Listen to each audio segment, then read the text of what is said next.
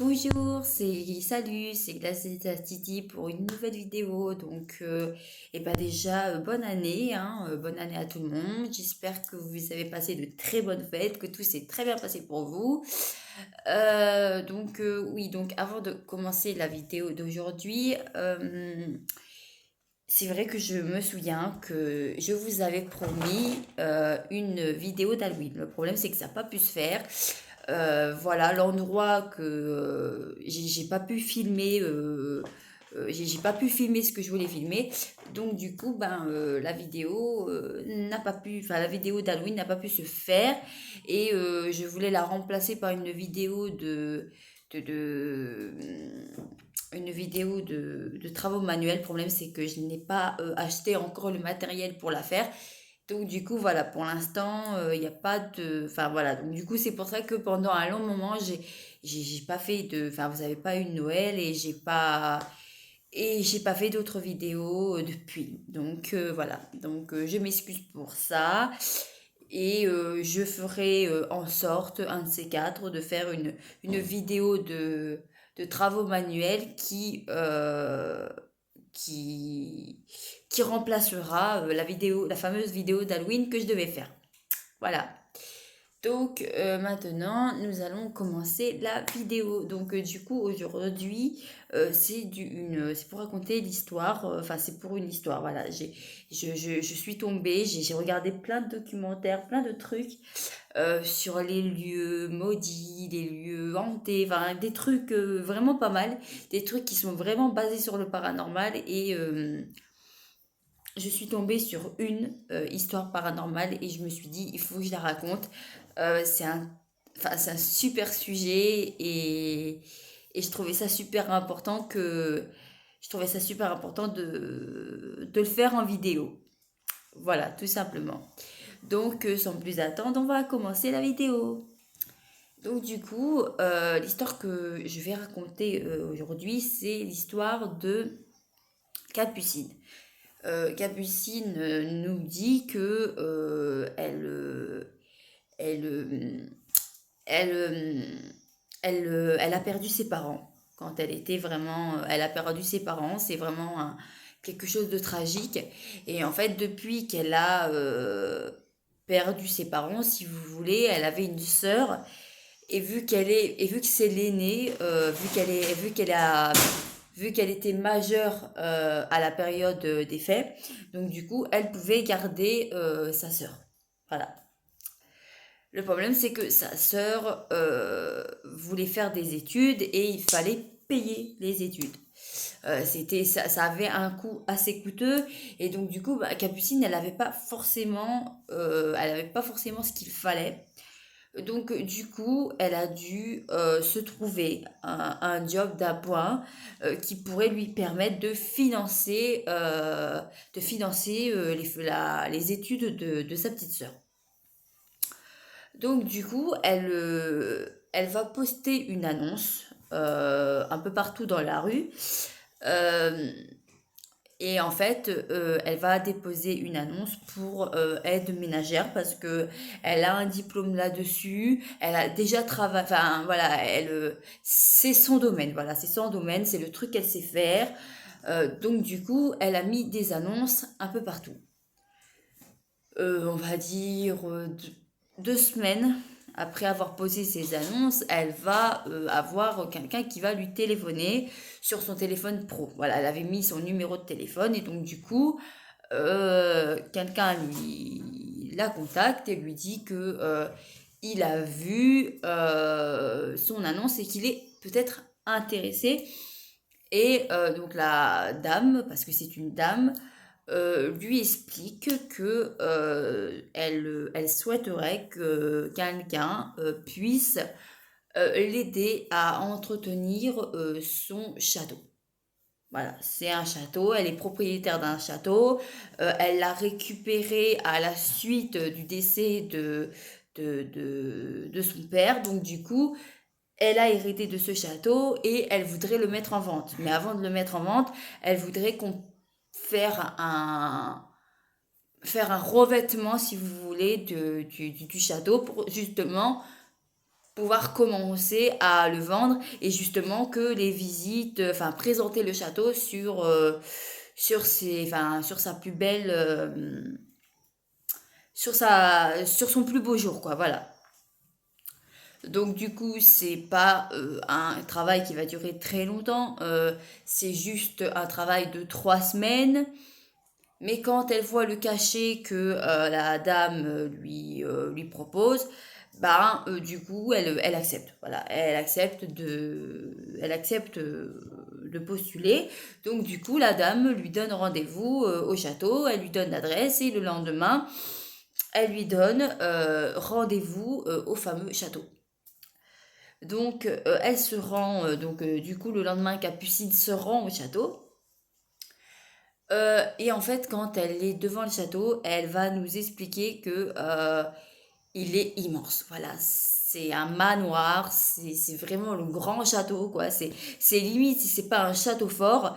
Et c'est de là enfin, elle a fait le commentaire elle-même en disant qu'elle pense que le château pouvait, enfin, de ce qu'elle pense. Après, elle n'est pas historienne, mais elle pense que le château pourrait remonter à l'époque des croisades. Voilà, à l'époque, voilà.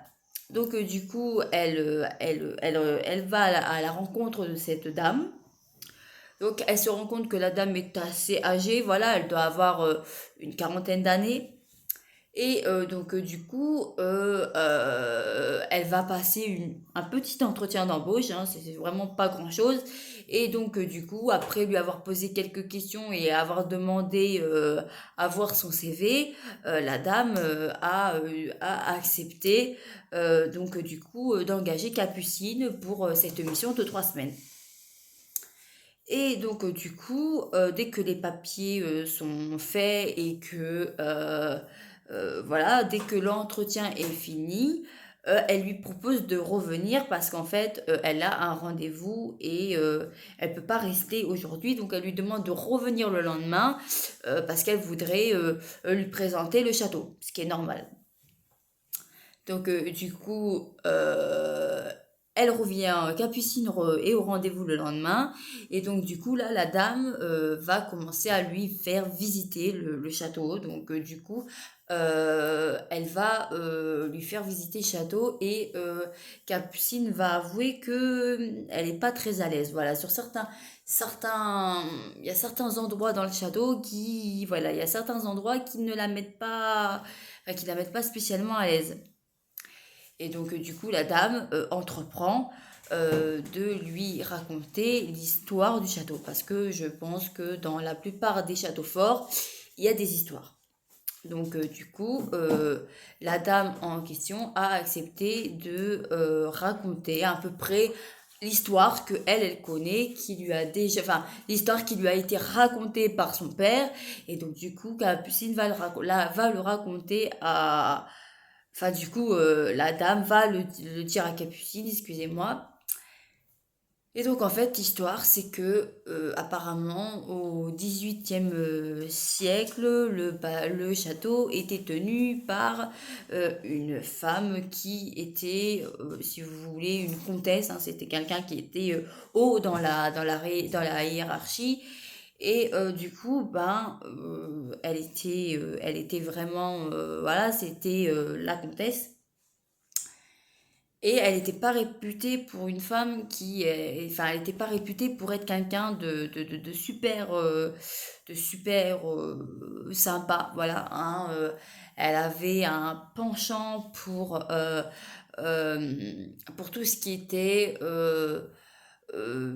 elle avait quelque chose elle avait un penchant pour la violence, pour l'espionnage aussi, et elle va raconter qu'en fait cette femme, pendant un temps, elle embauchait donc elle faisait venir des femmes au château pour leur dire que c'était pour être des domestiques, mais en fait les femmes c'était pas que des domestiques parce que elle engageait tout le temps des femmes jeunes, hein, c'était toujours des femmes très jeunes qui ne dépassaient pas la vingtaine. Et en plus de ça, si vous voulez, quand les femmes venaient, c'était des filles jeunes qui n'avaient pas de parents. Le plus souvent, c'était des orphelines qu'elle engageait. Et donc, du coup, c'était des femmes qui n'avaient pas énormément de moyens. Donc, du coup, ben, elles n'avaient pas trop le choix.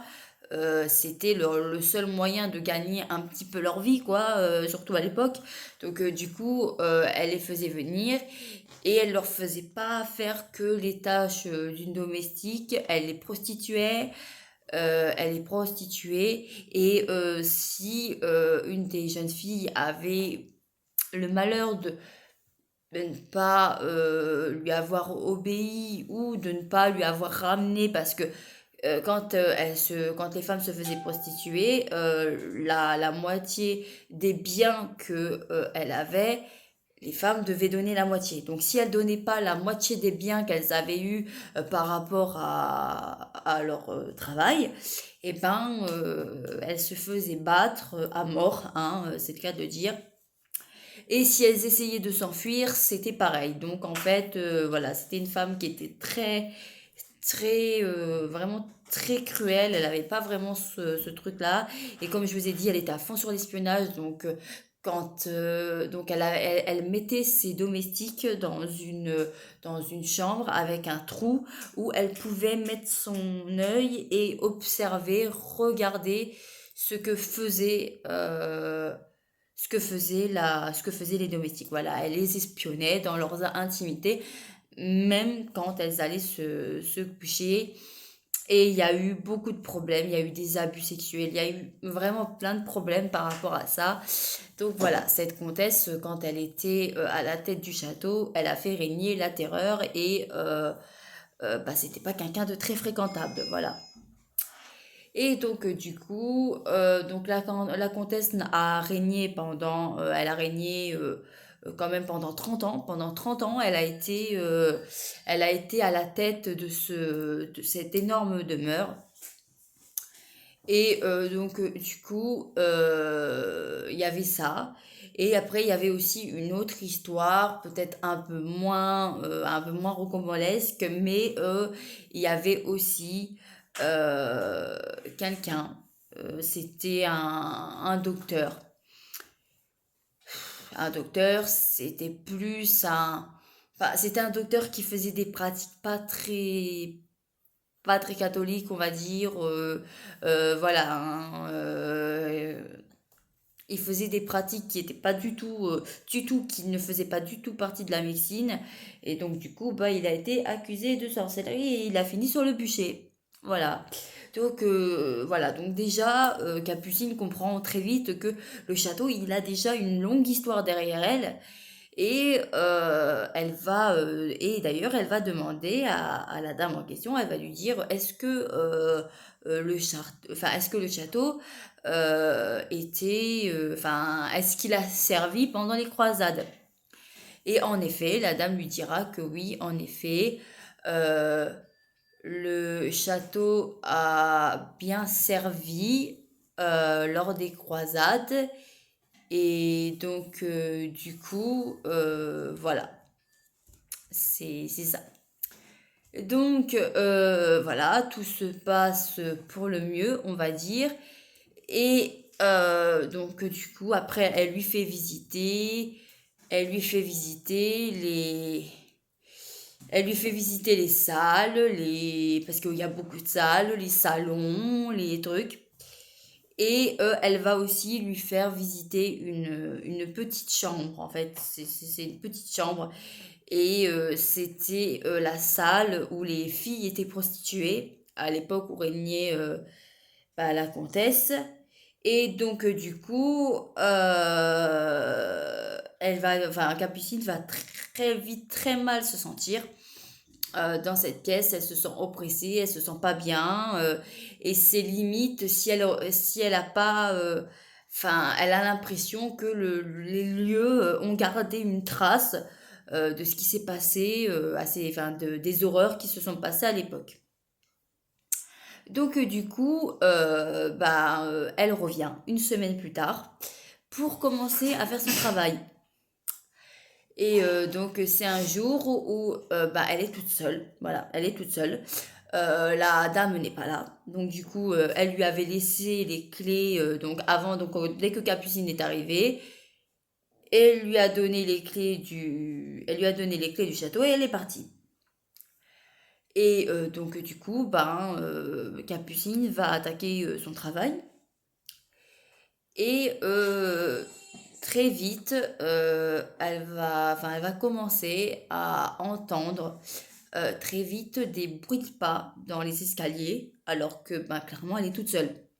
Donc déjà ça, bah, ça la rassure pas. Donc du coup elle se dit que c'est un vieux château, que il y a des bruits, donc peut-être que ce qu'elle a entendu, c'est peut-être pas des bruits de pas, ça peut très bien être autre chose. Et donc du coup voilà. Donc du coup et donc du coup ben quand elle va quand même par sécurité, elle va quand même aller voir. Elle va aller dans les escaliers et comme elle s'y attendait, il y a personne. Donc du coup, bah, elle n'est pas très rassurée, mais bon, elle vient de commencer, donc voilà, elle va retourner à ses occupations et elle va essayer d'oublier ce qu'elle vient d'entendre. Et elle va aussi commencer à entendre aussi des râles. Donc quand on dit des râles, ça veut dire elle va entendre des sortes de gémissements, ouais, des sortes de gémissements. Et quand elle va entendre ça, ben, sur le coup, elle va penser que quelqu'un s'est introduit dans le château. Donc du coup, elle va fouiller un peu partout et ben, elle trouvera personne, encore une fois. Donc là, elle commence vraiment à avoir peur. Elle commence vraiment à se sentir pas bien. Elle a l'impression d'être observée. Enfin voilà, c'est vraiment l'enfer, elle est pas bien. Donc du coup, elle finit sa journée et elle revient donc la semaine qui suit. Et la semaine qui suit, elle recommence à entendre des bruits de pas et elle va encore entendre des bruits. Et là, ça va la mettre mal à l'aise. Voilà, elle a cette impression d'être épiée, d'être regardée. Et à un moment donné, elle va devoir nettoyer donc la fameuse salle qui était la salle où les femmes étaient prostituées. Et là, dans cette salle, elle expliquera qu'elle n'a pas pu aller, elle n'a pas pu aller au fond. En fait, elle n'a pas pu aller enfin, elle n'a pas pu nettoyer la salle entière parce que elle nous dira qu'à un moment donné, elle s'est sentie mal. À un moment donné, elle a eu l'impression elle se sentait étouffée. Elle avait l'impression qu'il y avait quelque chose qui la maintenait à la gorge et qui l'a empêchée de respirer. Donc du coup, elle est sortie. Voilà, elle est sortie de la pièce. Elle a pas cherché plus loin. Parce que voilà, elle a vraiment eu cette impression d'oppression. Voilà. Et donc, du coup, elle va continuer. Et jusque à la fameuse dernière semaine, donc la dernière semaine du travail. Là, il va se passer l'événement de trop, en fait, si vous voulez. Elle est en train de nettoyer. Elle est en train de faire les chambres, là. Là, elle fait les chambres. Et à un moment donné, elle est en train de nettoyer, elle est en train de faire le lit. Et d'un seul coup, la porte de la chambre se ferme, mais elle se ferme toute seule. Ça claque, bien évidemment. Et en même temps que la porte claque, elle pense avoir entendu va-t'en. Voilà, elle a entendu va-t'en. Elle pense qu'elle a entendu quelque chose lui dire va-t'en. Et elle expliquera que ça pouvait pas être la propriétaire, que ce jour-là, elle était toute seule au château. En fait, pendant toutes les semaines où elle a travaillé au château, elle était toute seule. Il y avait personne avec elle. Donc, du coup, ça a été l'événement de trop. Voilà, ça a été l'événement de trop. Elle nous expliquera que ce jour-là, elle n'a pas fini son après-midi. Elle est partie et elle est pas allée jusqu'au bout de son travail. Voilà. Et donc, du coup, le lendemain, elle va appeler la propriétaire et elle va s'excuser. Elle va s'excuser de ne pas avoir fini le travail, mais elle va lui expliquer ce qu'elle a vécu. Et sur le coup, quand Capucine a raconté ça à la propriétaire, elle avait peur que la propriétaire la prenne pour une folle. Mais ça n'a pas été le cas. Parce que la propriétaire lui dira que c'est pas la première à avoir entendu ça, c'est pas la première à avoir entendu les pas dans les escaliers, c'est pas la première à avoir entendu des cris, des gémissements, voilà. Et elle dira que c'est pas pour rien si elle veut vendre le château. C'est pas pour rien parce que justement elle-même dans ce château elle se sent pas bien. Donc c'est pour ça qu'elle veut vite le vendre pour vite pour avoir vite fini avec cette histoire quoi. Donc voilà.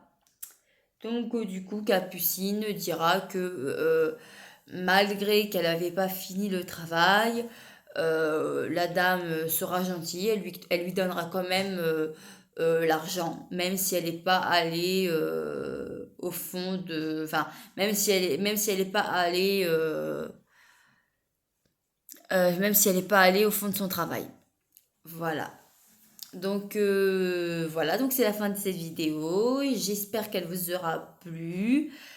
Et je vous dis à très bientôt pour une nouvelle vidéo avec des histoires. Pour une nouvelle vidéo avec des histoires un peu. Avec des histoires d'horreur et autre chose. Voilà, à très bientôt. Au revoir.